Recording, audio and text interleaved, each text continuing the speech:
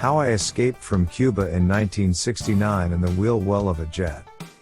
This RD classic from 50 years ago tells the thrilling story of a teen who made a daring escape from Cuba, in the frigid belly of a transatlantic DC-8 jet. The jet engines of the Iberia Airlines DC-8 thundered in an ear-splitting crescendo as the big plane taxied toward where we huddled in the tall grass just off the end of the runway at Havana's Jose Marti Airport. For months, my friend Jorge Perez Blanco and I had been planning to stow away in a wheel well on this flight, No. 904, Iberia's weekly non-stop run from Havana to Madrid. Now, in the late afternoon of June 3, 1969, our moment had come. We realized that we were pretty young to be taking such a big gamble. I was 17, Jorge 16. But we were both determined to escape from Cuba, and our plans had been made carefully. We knew that departing airliners taxied to the end of the 11,500-foot runway, stopped momentarily after turning around, and then roared at full throttle down the runway to take off. We wore rubber-soled shoes to aid us in crawling up the wheels and carried ropes to secure ourselves inside the wheel well. We had also stuffed cotton in our ears as protection against the shriek of the 4 jet engines. Now we lay sweating with fear as the massive craft swung into its about-face, the jet blast flattening the grass all around us. "Let's run," I shouted to Jorge.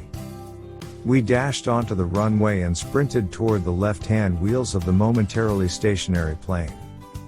As Jorge began to scramble up the 42-inch high tires, I saw there was not room for us both in the single well. "I'll try the other side," I shouted. I climbed quickly onto the right wheels, grabbed a strut, and, twisting and wriggling, pulled myself into the semi-dark well. The plane began rolling immediately, and I grabbed some machinery to keep from falling out.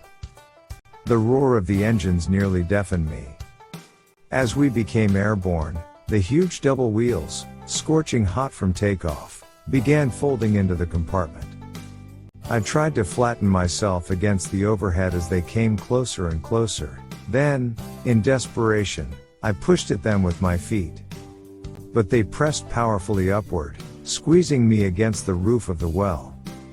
Just when I felt that I would be crushed, the wheels locked in place and the bay doors beneath them closed, plunging me into darkness. So there I was, my 5'4", 140-pound frame literally wedged in amid a spaghetti-like maze of conduits and machinery.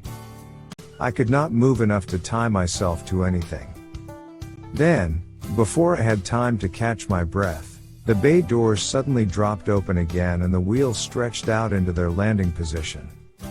I held on for dear life, swinging over the abyss, wondering whether I had been spotted, whether even now the plane was turning back to hand me over to Castro's police.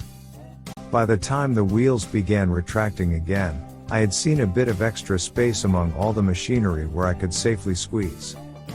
Now I knew there was room for me, even though I could scarcely breathe.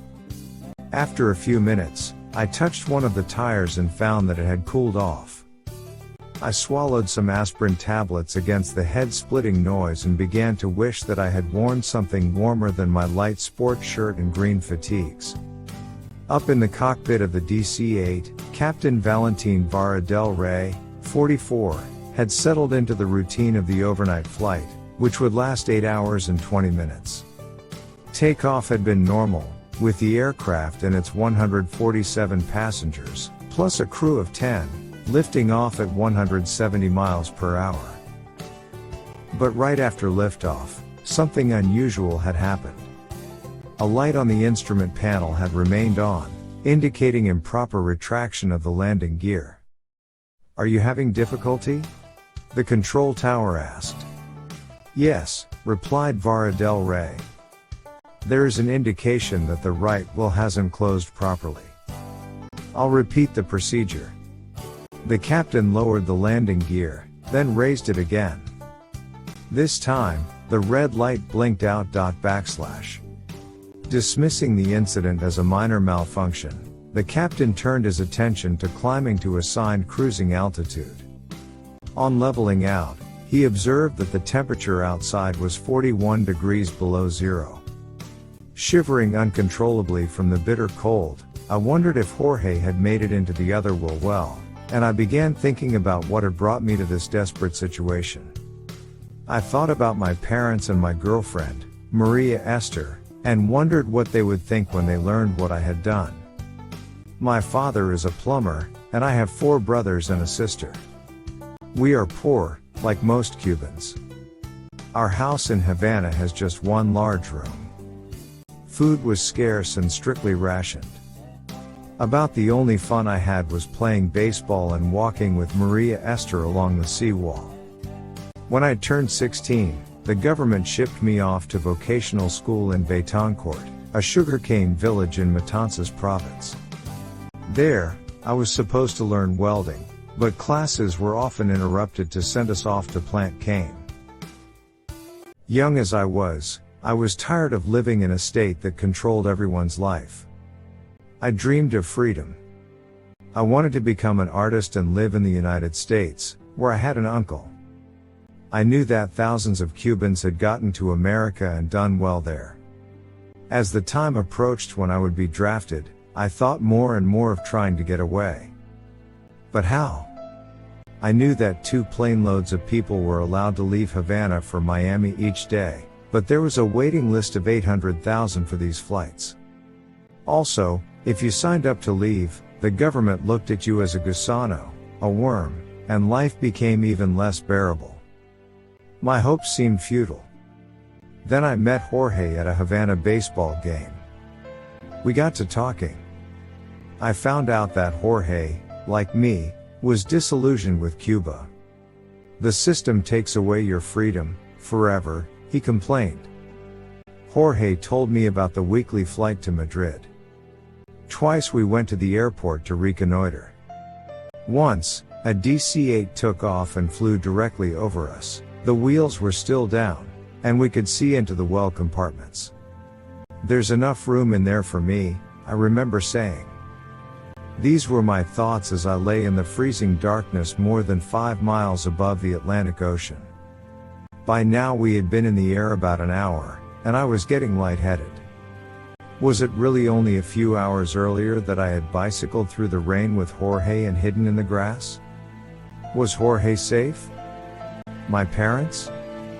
Maria Esther? I drifted into unconsciousness.